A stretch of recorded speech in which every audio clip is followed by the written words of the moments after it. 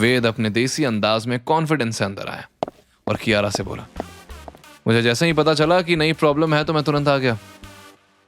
कितना ऊंचा बोलते हैं मनोहर अंकल, आपकी आवाज बाहर तक आ रही है। अच्छा, आप ड्रामा बहुत अच्छा करते हो। वेद को देखते ही राघव और यशवंत के चेहरे पर हवाइयां उड़ने लगी। यशवंत मन ही मन बुदबुदाया, ये जब भी आता है धमाका ही करके जाता है, कहीं फिर से प्लान पर पानी न फेर दे। वहीं वेद के आते ही कियारा की सांस में सांस आई। जाने क्यों उसे भरोसा हो गया था कि वेद यह सिचुएशन संभाल लेगा। वेद मनोहर के पास जाकर बोला, आपका ही इंतजार था, अब आए हैं तो बैठ जाइए। अब वो क्या है ना, अभी बहुत प्रेशर मिलने वाला है आपको। मनोहर ने दांत पीसते हुए कहा, you mind you। लेकिन उसकी बात खत्म होने से पहले ही वेद ने एक फाइल टेबल पर फेंकते हुए कहा, अरे अभी तो मैंने बोलना भी शुरू नहीं किया और आपकी बोलती ही बंद हो गई। अब जरा ये भी बता दीजिए कि वेस्टर्न रीजन की सारी शेल कंपनीज को अप्रूवल किसने दिया था? कियारा ने हैरानी से वो फाइल खोली और कंटेंट पढ़ने के बाद उसने आगे मेंबर्स को फाइल पकड़ाई। अब तक बाजी मेरी रानी ने मारी है, लेकिन अब यह चेकमेट मैं करूंगा। मन ही मन सोचते हुए वेद ने फिर एक दांव फेंका। चोरी हुआ पैसा वेस्टर्न रीजन से अलग अलग अकाउंट्स में ट्रांसफर हुआ है और ये सारे वेंडर्स मनोहर जी से जुड़े हुए हैं। ये सुनकर मनोहर पसीना पोंछते हुए बोला, ये कोइंसिडेंस होगा, तुम इस बात को गलत तरीके से पेश कर रहे हो। वेद हंस पड़ा और बोला, अरे मनोहर जी, ये कोई लॉटरी नहीं है जो बार बार एक ही नाम पर निकले। हमारे पास बैंक रिकॉर्ड्स हैं और कॉल रिकॉर्ड्स भी, जो प्रूव करते हैं कि आप इस एम्बेजलमेंट में शामिल थे। ये शेल कंपनीज का सिर्फ नाम बदलते गए, लेकिन पैसा वहीं जाता रहा और ये ईमेल्स वेस्टर्न ऑफिस से मुंबई HQ तक हर ट्रांजैक्शन को कवर करने की प्लानिंग की गई। करप्शन सिर्फ अकाउंट्स में नहीं, उनके खून में घुस चुका है।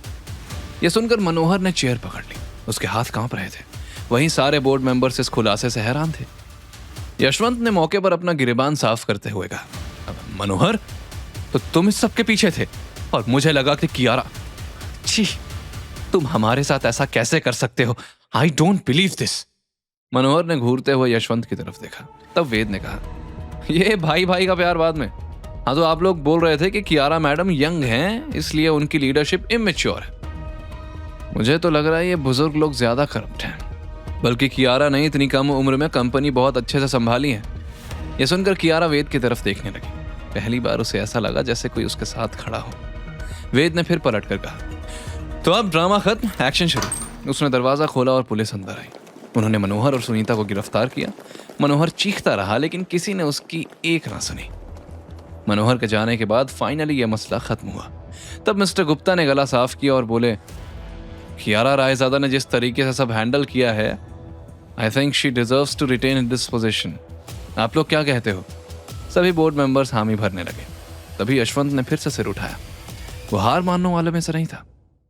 ये पॉसिबल नहीं है, आप सब एक बात भूल रहे हैं। MD बने रहने के लिए काबिल होने के साथ साथ एक और कंडीशन है, और वो है कियारा का मैरिड होना। यह सुनकर कियारा के चेहरे का रंग उड़ गया। वहीं वेद के चेहरे पर कनिंग स्माइल आ गई। इस बेचारे चैपड़ चाचा को पता नहीं है कि उनकी प्यारी भतीजी पहले से ही शादी कर चुकी है। अभी कियारा राज खोलेगी और लगेगा झटका। यशवंत की बात सुनकर बोर्ड मेंबर्स एक दूसरे को देखने लगे।